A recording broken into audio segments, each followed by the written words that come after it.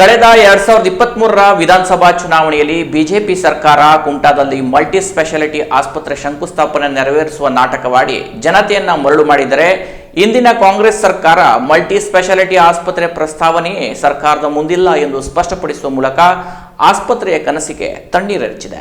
ಹೌದು, ಜಿಲ್ಲೆಯ ಜನರ ಬಹುವರ್ಷಗಳ ಬೇಡಿಕೆಯಾದ ಮಲ್ಟಿ ಸ್ಪೆಷಾಲಿಟಿ ಆಸ್ಪತ್ರೆ ವಿವಿಧ ಚುನಾವಣೆಗಳ ಪ್ರಣಾಳಿಕೆಗಳಲ್ಲಿನ ಪ್ರಚಾರದ ಸಗಟಾಗಿ ಪರಿಣಮಿಸಿದೆಯೇ ಹೊರತು ಬಿಜೆಪಿ ಮತ್ತು ಕಾಂಗ್ರೆಸ್ ಸರ್ಕಾರಕ್ಕೆ ಮಲ್ಟಿ ಸ್ಪೆಷಾಲಿಟಿ ಆಸ್ಪತ್ರೆ ನಿರ್ಮಿಸುವ ಇರಾದೆಯೇ ಇಲ್ಲ ಎಂಬುದನ್ನು ವಿಧಾನಸಭಾ ಕಲಾಪದಲ್ಲೇ ನಿನ್ನೆ ಸ್ಪಷ್ಟಗೊಳ್ಳುವಂತಾಗಿದೆ. ಶಿರೂರು ಚೆಕ್ಪೋಸ್ಟ್ನಲ್ಲಿ ನಡೆದ ಆಂಬ್ಯುಲೆನ್ಸ್ ಅಪಘಾತ ಇಡೀ ಜಿಲ್ಲೆಯನ್ನೇ ಬೆಚ್ಚಿ ಬೀಳಿಸುವ ಜೊತೆಗೆ ಉತ್ತರ ಕನ್ನಡ ಜಿಲ್ಲೆಯಲ್ಲಿ ಮಲ್ಟಿ ಸ್ಪೆಷಾಲಿಟಿ ಆಸ್ಪತ್ರೆ ನಿರ್ಮಾಣದ ಕೂಗಿಗೆ ಬಲ ನೀಡಿತು. ಅಂದು ಮಾಧ್ಯಮ ಸೇರಿದಂತೆ ಸಾಮಾಜಿಕ ಜಾಲತಾಣದಲ್ಲೂ ಮಲ್ಟಿ ಸ್ಪೆಷಾಲಿಟಿ ಆಸ್ಪತ್ರೆಗಾಗಿ ವ್ಯಾಪಕ ಅಭಿಯಾನವೇ ನಡೆಸಲಾಗಿತ್ತು. ಆಸ್ಪತ್ರೆ ನಿರ್ಮಿಸುವ ಬಗ್ಗೆ ಹುಟ್ಟಿಕೊಂಡ ಹೋರಾಟ ಸಮಿತಿ ಸಾಕಷ್ಟು ಹೋರಾಟವನ್ನೇ ನಡೆಸಿದ ಪರಿಣಾಮ ಜಿಲ್ಲೆಯಲ್ಲಿ ಬಹುಬೇಡಿಕೆಯ ವಿಷಯವಾಗಿ ಬಿಂಬಿತವಾಗಿದ್ದರಿಂದ 2023ರ ವಿಧಾನಸಭಾ ಚುನಾವಣೆಯಲ್ಲಿ ಮಲ್ಟಿ ಸ್ಪೆಷಾಲಿಟಿ ಆಸ್ಪತ್ರೆ ಚುನಾವಣಾ ಪ್ರಚಾರದ ಪ್ರಮುಖ ವಿಷಯವಾಗಿಯೇ ಮಾನ್ಯತೆ ಪಡೆಯುವಂತಾಯಿತು. ಇದರ ಪ್ರಾಮುಖ್ಯತೆಯನ್ನ ಅರಿತ ಶಾಸಕ ದಿನಕರ್ ಶೆಟ್ಟಿ ಅವರು ಕುಮಟಾದಲ್ಲಿ ಮಲ್ಟಿ ಸ್ಪೆಷಾಲಿಟಿ ಆಸ್ಪತ್ರೆಯನ್ನ ನಿರ್ಮಿಸಿಯೇ ತೀರುತ್ತೇನೆ ಎಂದು ಜನರ ಎದುರು ಸಂಕಲ್ಪ ಮಾಡಿ ಕುಮಟಾದಲ್ಲಿ ಆಸ್ಪತ್ರೆಗಾಗಿ ಜಾಗ ಹುಡುಕುವ ಪ್ರಕ್ರಿಯೆ ಕೂಡ ನಡೆಸಿದ್ದರು. ಅಂದಿನ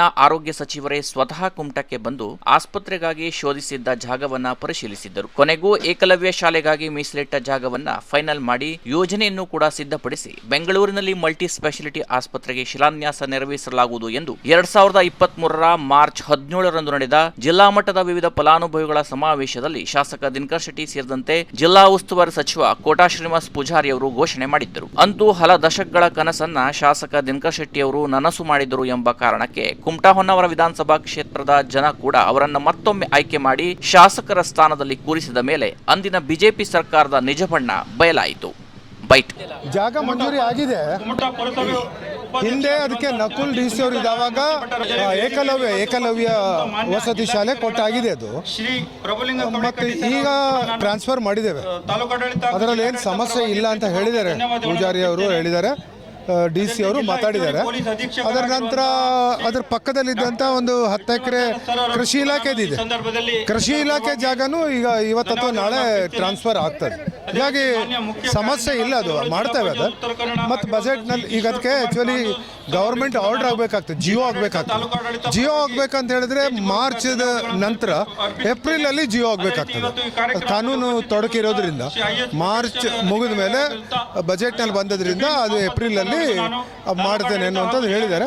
ಬಟ್ ಇವತ್ತು ಅಥವಾ ನಾಳೆ ನಾವು ಮತ್ತೆ ಬೆಂಗಳೂರಿಗೆ ಹೋಗಿ ಉಸ್ತುವಾರಿ ಸಚಿವರು ನಾನು ಹೋಗಿ ಅಲ್ಲೇ ಒಂದು ಸ್ಕ್ರೀನ್ ಓಪನ್ ಮಾಡಿ ಉದ್ಘಾಟನೆ ಮಾಡಬೇಕು, ಶಂಕುಸ್ಥಾಪನೆ ಮಾಡಬೇಕು ಅಂತ ಇದೆ. ಬೆಂಗಳೂರಲ್ಲೇ ಮಾತಾಡಿದ್ದಾರೆ. ಅದನ್ನ ಈಗ ಮಿರ್ಜಾನ್ದಲ್ಲಿ ಜಾಗ ನೋಡಿದ್ವಿ ನಾವು. ಮಿರ್ಜಾನ್ದಲ್ಲಿ ಜಾಗ ನೋಡಿದ್ದು ಅರಣ್ಯ ಇಲಾಖೆ ಜಾಗ, ಅದಕ್ಕೆ 2 ವರ್ಷ ಬೇಕಾಗ್ತದೆ. ಹೀಗಾಗಿ ನಾವು ಇಲ್ಲಿ ಏಕಲವ್ಯ ವಸತಿ ಶಾಲೆ ಜಾಗ ಮತ್ತು ಕೃಷಿ ಇಲಾಖೆ ಜಾಗ ನೋಡಿ ಅದಷ್ಟು ನಿಮಗೂ ಖಾತ್ರಿ ಆಗಬೇಕು ಅನ್ನುವಂಥ ಉದ್ದೇಶದಿಂದ ಆ ಜಾಗ ಡ್ರಾಪ್ ಮಾಡಿದ್ವಿ. ಇಲ್ಲಾಂದ್ರೆ ಅದಕ್ಕೆ 2 ವರ್ಷ ಬೇಕು. ಅರಣ್ಯ ಇಲಾಖೆಯಿಂದ ಡೆಲ್ಲಿಗೆ ಹೋಗ್ಬೇಕು, ನಮಗೆಲ್ಲ ಡೆಲ್ಲಿಗೆಲ್ಲ ಈಗ ಹೋಗ್ಲಿಕ್ಕೆ ಆಗೋದಿಲ್ಲ. ಅದಕ್ಕಾಗಿ ಈ ಜಾಗ ನೋಡಿ ಈ ಜಾಗ ಟ್ರಾನ್ಸ್ಫರ್ ಈಗ ಒಂದು ಮಾಡಿದ್ವಿ ಏಕಲವ್ಯದ್ದು. ಕೃಷಿ ಇಲಾಖೆದು ನಾಳೆ ಅಥವಾ ಸೋಮವಾರ ಹಿಂಗೆ ಟ್ರಾನ್ಸ್ಫರ್ ಆಗ್ತದೆ. ಆಸ್ಪತ್ರೆ ಜಾಗ ಮಂಜೂರಾಗುವ ಪ್ರಕ್ರಿಯೆಗಳು ಮುಗಿದಿದೆ. ಏನಂತ ಹೇಳಿದ್ರೆ ಶಿಲಾನ್ಯಾಸ ಆಗಬೇಕು, ಮುಖ್ಯಮಂತ್ರಿಗಳ ಸಮಯ ಅಧಿಕೃತ ಆಗ್ತಾ ಇಲ್ಲ. ಕುಮಟಾದಲ್ಲಿ ಬಿಜೆಪಿ ಶಾಸಕರಾಗಿ ದಿನಕರ್ ಶೆಟ್ಟಿ ಆಯ್ಕೆಯೇನೂ ಆದರು. ಆದರೆ ರಾಜ್ಯದಲ್ಲಿ ಕಾಂಗ್ರೆಸ್ ಸರ್ಕಾರ ರಚನೆಯಾಗುತ್ತಿದ್ದಂತೆ ಶಾಸಕ ದಿನಕರ್ ಶೆಟ್ಟಿ ಸೇರಿದಂತೆ ಅಂದಿನ ಬಿಜೆಪಿ ಸರ್ಕಾರ ಮಲ್ಟಿ ಸ್ಪೆಷಾಲಿಟಿ ಆಸ್ಪತ್ರೆಯ ಶಂಕುಸ್ಥಾಪನೆ ನೆರವೇರಿಸಿದ ನಾಟಕಕ್ಕೆ ತೆರೆ ಎಳೆಯುವ ಮೂಲಕ ಕ್ಷೇತ್ರದ ಜನತೆಯನ್ನೇ ದಿಗ್ಭ್ರಮೆಗೊಳಿಸುವಂತೆ ಮಾಡಿತು. ಮಲ್ಟಿ ಸ್ಪೆಷಾಲಿಟಿ ಆಸ್ಪತ್ರೆ ಅಂದಿನ ಬಿಜೆಪಿ ಸರ್ಕಾರದ ಚುನಾವಣೆಯ ಗಿಮಿಕ್ ಅಷ್ಟೇ. ಕುಮಟಾದಲ್ಲಿ ಆಸ್ಪತ್ರೆ ನಿರ್ಮಾಣದ ಬಗ್ಗೆ ಸರ್ಕಾರ ಮಟ್ಟದಲ್ಲಿ ಯಾವುದೇ ಪ್ರಸ್ತಾವನೆಯೂ ಸಲ್ಲಿಕೆಯಾಗಿಲ್ಲ, ಮಂಜೂರಿಯೂ ಆಗಿಲ್ಲ ಎಂಬ ಶಾಕಿಂಗ್ ನ್ಯೂಸ್ ಅನ್ನ ನೀಡಿತ್ತು. ಇದರಿಂದ ಜನ ಶಾಸಕರ ವಿರುದ್ಧ ವ್ಯಾಪಕ ಅಸಮಾಧಾನ ವ್ಯಕ್ತಪಡಿಸುತ್ತಿದ್ದಂತೆ ಅದರಿಂದ ತಪ್ಪಿಸಿಕೊಳ್ಳಲು ಶಾಸಕ ದಿನಕರ್ ಶೆಟ್ಟಿಯವರು ಕೂಡ ಬಿಜೆಪಿ ಸರ್ಕಾರ ಕೊನೆಯಲ್ಲಿ ಪ್ರಸ್ತಾವಿಸಿದ ಯೋಜನೆಯನ್ನು ಕಾಂಗ್ರೆಸ್ ಸರ್ಕಾರ ತಿರಸ್ಕರಿಸಿದ್ದರಿಂದ ಮಲ್ಟಿ ಸ್ಪೆಷಾಲಿಟಿ ಆಸ್ಪತ್ರೆ ಯೋಜನೆ ನೆನೆಗುದಿಗೆ ಬೀಳುವಂತಾಗಿದೆ ಎಂದು ಸ್ಪಷ್ಟಪಡಿಸುವ ಮೂಲಕ ಆಸ್ಪತ್ರೆ ನಿರ್ಮಾಣದ ಕನಸಿಗೆ ಅಲ್ಲಿಯೇ ತಿಲಾಂಜಲಿ ನೀಡಲಾಯಿತು. ಮಲ್ಟಿ ಸ್ಪೆಷಾಲಿಟಿ ಆಸ್ಪತ್ರೆಯನ್ನೇ ಇಟ್ಟುಕೊಂಡು ಪ್ರಚಾರ ಮಾಡಿದ ದಿನಕರ್ ಶೆಟ್ಟಿಯವರು ಏನೋ ಶಾಸಕರಾದರು, ಆದರೆ ಮಲ್ಟಿ ಸ್ಪೆಷಾಲಿಟಿ ಆಸ್ಪತ್ರೆಗಾಗಿ ಹೋರಾಟ ಮಾತ್ರ ಯಥಾಸ್ಥಿತಿ ಮತ್ತೆ ಆರಂಭಿಸುವ ದುಸ್ಥಿತಿ ಹೋರಾಟ ಸಮಿತಿಗೆ ಎದುರಾಯಿತು. ಮತ್ತೆ ಜಿಲ್ಲಾ ಜಿಲ್ಲಾ ಉಸ್ತುವಾರಿ ಸಚಿವರಿಗೆ ಮನವಿ ಕೂಡ ನೀಡಲಾಯಿತು. ಬಿಜೆಪಿ ಮುಖಂಡ ಸಿರಸಿಯ ಅನಂತಮೂರ್ತಿ ಹೆಗಡೆ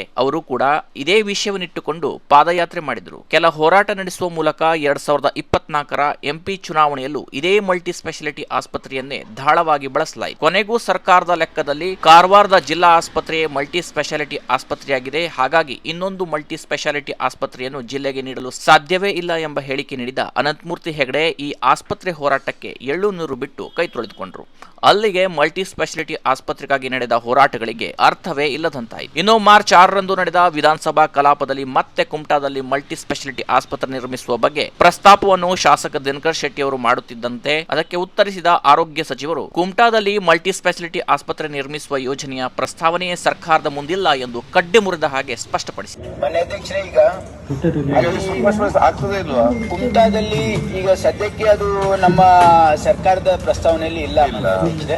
ಆದ್ರೆ ಕಾರವಾರದಲ್ಲಿ ಬೇಡಿಕೆ ಇದೆ, ಸೂಪರ್ ಸ್ಪೆಷಾಲಿಟಿ ಆಸ್ಪತ್ರೆ ಆಗಬೇಕು ಅಂತಕ್ಕಂಥದ್ದು, ಕಾರವಾರ ಜಿಲ್ಲೆಗೆ ಆಗಬೇಕು ಅಂತಕ್ಕಂಥದ್ದು ಜನರ ಬೇಡಿಕೆ ಇದೆ. ನಾನು ಮೊನ್ನೆ ಕಾರವಾರ ಹೋಗಿದ್ದೆ, ಅಲ್ಲಿ ಜನಪ್ರತಿನಿಧಿಗಳಾಗಲಿ ಸಂಘ ಸಂಸ್ಥೆಗಳಾಗಲಿ ಜನರ ಬೇಡಿಕೆ ಅಂತೂ ಇದೆ. ಯಾಕಂದ್ರೆ ಅದು ಮಂಗಳೂರಿಗೆ ಹೋಗ್ಬೇಕಾದ್ರೆ ಸ್ವಲ್ಪ ದೂರ ಆಗುತ್ತೆ, ಈ ಸೈಡ್ ಇಲ್ಲಾಂದ್ರೆ ಗೋವಾಗೆ ಹೋಗ್ತಕ್ಕಂಥ ಪರಿಸ್ಥಿತಿ ಇದೆ ಅಂತ ಹೇಳಿ ಈಗ ಮಾನ್ಯ ಸದಸ್ಯರು ಕೂಡ ಅಲ್ಲಿ ಹೇಳ್ತಾ ಇದ್ದಾರೆ ಜನಪ್ರತಿನಿಧಿಗಳು. ಅದನ್ನು ನಮ್ಮ ಇಲಾಖೆಯಿಂದನೂ ಪ್ರಸ್ತಾವನೆಯನ್ನು ಕೊಟ್ಟಿದ್ದೀವಿ. ಏನಂದರೆ ಇಲ್ಲೊಂದು ಸೂಪರ್ ಸ್ಪೆಷಾಲಿಟಿ ಎಸ್ಟಾಬ್ಲಿಷ್ ಮಾಡೋದು ಇದು ಸೂಕ್ತ ಇದೆ ಅಂತ ನಮ್ಮ ಇಲಾಖೆ ಅಭಿಪ್ರಾಯನ ನಾವು ಮಾನ್ಯ ಇವರಿಗೆ ನಮ್ಮ ಫೈನಾನ್ಸ್ ಡಿಪಾರ್ಟ್ಮೆಂಟಿಗೆ ತಿಳಿಸಿದ್ದೀವಿ. ಹಾಗಾಗಿ ಅದನ್ನು ನಾವು ಕೈಗೆತ್ತಿಕೊಳ್ಬೇಕು ಅಂತಕ್ಕಂಥ ಉದ್ದೇಶದಿಂದ ಹಾಗಾಗಿ ಈ ಬಜೆಟಲ್ಲಿ ನೀವು ಅದು ಪ್ರಪೋಸಲ್ ಕೊಟ್ಟಿದ್ದೀವಿ. ಬಟ್ ಅದು ನಾಳೆ ಅದು ಫೈನಾನ್ಸ್ ಡಿಪಾರ್ಟ್ಮೆಂಟು ಡಿಸಿಷನ್ ತಗೊಳ್ತಾರೆ. ಹಾಗಾಗಿ ಇದು ಪರಿಶೀಲನೆ ಮಾಡ್ತಾ ಇದ್ದೀವಿ. ಯಾಕಂದ್ರೆ ನಾವು ಕಾರವಾರದಲ್ಲಿ ಯಾಕಂದ್ರೆ ಇನ್ನೊಂದು ಮಾನ್ಯ ಸದಸ್ಯರು ತಪ್ಪಾಗಿ ಭಾವಿಸಬಾರ್ದು. ಯಾಕಂದ್ರೆ ಒಂದು ಸೂಪರ್ ಸ್ಪೆಷಾಲಿಟಿ ಆಸ್ಪತ್ರೆ ಸ್ಟ್ಯಾಂಡ್ ಅಲೋನ್ ಆಗಿ ಫಂಕ್ಷನ್ ಮಾಡೋದು ಬಹಳ ಕಷ್ಟ. ಅದಕ್ಕೆ ಸಪೋರ್ಟ್ ಬೇರೆ ಆಸ್ಪತ್ರೆಗಳು ಬೇಕಾಗುತ್ತೆ. ನೀವು ಕುಮಟಾದಲ್ಲಿ ಅದು ಸೂಪರ್ ಸ್ಪೆಷಾಲಿಟಿ ಆಸ್ಪತ್ರೆಗಳಲ್ಲಿ ತೆಗೆದ್ರು ಕೂಡ, ಯಾಕಂದ್ರೆ ನಾವು ಬೇರೆ ಬೇರೆ ಕಡೆ ಸೂಪರ್ ಸ್ಪೆಷಾಲಿಟಿ ಆಸ್ಪತ್ರೆ ಸರ್ಕಾರ ಮಟ್ಟದಲ್ಲಿ ಮಾಡ್ತಾ ಇದ್ದೀವಿ. It is A policy of the government. ಏನಂದ್ರೆ ನಾವು ಮೈಸೂರಲ್ಲಿ ಮಾಡಿದ್ದೀವಿ, ಕಲಬುರಗಿಯಲ್ಲಿ ಮಾಡಿದ್ದೀವಿ, ಮತ್ತೆ ಬೆಳಗಾಂ ಡಿವಿಷನ್ ಹೆಡ್ ಕ್ವಾರ್ಟರ್ಸ್ ಅಲ್ಲೂ ಮಾಡಬೇಕು ಉದ್ದೇಶ. ಯಾಕಂತಂದ್ರೆ ಇವತ್ತು ಸಾಮಾನ್ಯ ಜನರಿಗೆ ಬಡವರಿಗೆ super speciality facility free of cost ಸಿಗಬೇಕು. ಬಡವರಿಗೆ ಇಲ್ಲ ಅಂದ್ರೆ ಅವರಿಗೆ ಅದು ಅಫೋರ್ಡ್ ಮಾಡೋಕ್ಕಾಗೋದಿಲ್ಲ ಅಂತಕ್ಕಂಥ ಒಂದು ಉದ್ದೇಶದಿಂದ ಮಾಡಿದ್ದೀವಿ. ಬೇರೆ ಬೇರೆ ಕಡೆನೂ ಸ್ಥಾಪನೆ ಮಾಡ್ತಾ ಇದ್ದೀವಿ. ಆದರೆ ಈಗ ಸದ್ಯಕ್ಕೆ ಅದು ಸ್ಟ್ಯಾಂಡರ್ಡ್ ಆಗಿ ಫಂಕ್ಷನ್ ಮಾಡ್ಲಿಕ್ಕೆ ಸಾಧ್ಯ ಆಗೋದಿಲ್ಲ. ಮೆಡಿಕಲ್ ಕಾಲೇಜಿಗೆ ಅಟ್ಯಾಚ್ ಆಗಿ ಮಾಡಿದರೆ, ಯಾಕಂದ್ರೆ ಅದಕ್ಕೆ ಸ್ಪೆಷಾಲಿಟಿ ಸಪೋರ್ಟು ಬೇಕಾಗ್ತದೆ. Stand alone super speciality hospital ಆಗೋದಿಲ್ಲ. ಆಮೇಲೆ ಡಾಕ್ಟರ್ ಸೂಪರ್ ಸ್ಪೆಷಲಿಸ್ಟು ತಾಲೂಕಾ ಮಟ್ಟದಲ್ಲಿ ಕೆಲಸ ಮಾಡೋಕ್ಕೆ ಬರೋದಿಲ್ಲ. ಯಾಕಂದ್ರೆ ನಾವು ಕಾರವಾರದಲ್ಲಿನೇ 2 ಸರಿ ಕಾಲ್ ಮಾಡಿದ್ದೀವಿ. ಈಗ ನಾವು 6 ಪೋಸ್ಟ್ ಸ್ಯಾಂಕ್ಷನ್ ಇದೆ, 2 ಜನ ಬಂದಿದ್ದಾರೆ, ಅದರಲ್ಲಿ ಒಬ್ಬರು ಜಾಯ್ನು ಆಗಿಲ್ಲ.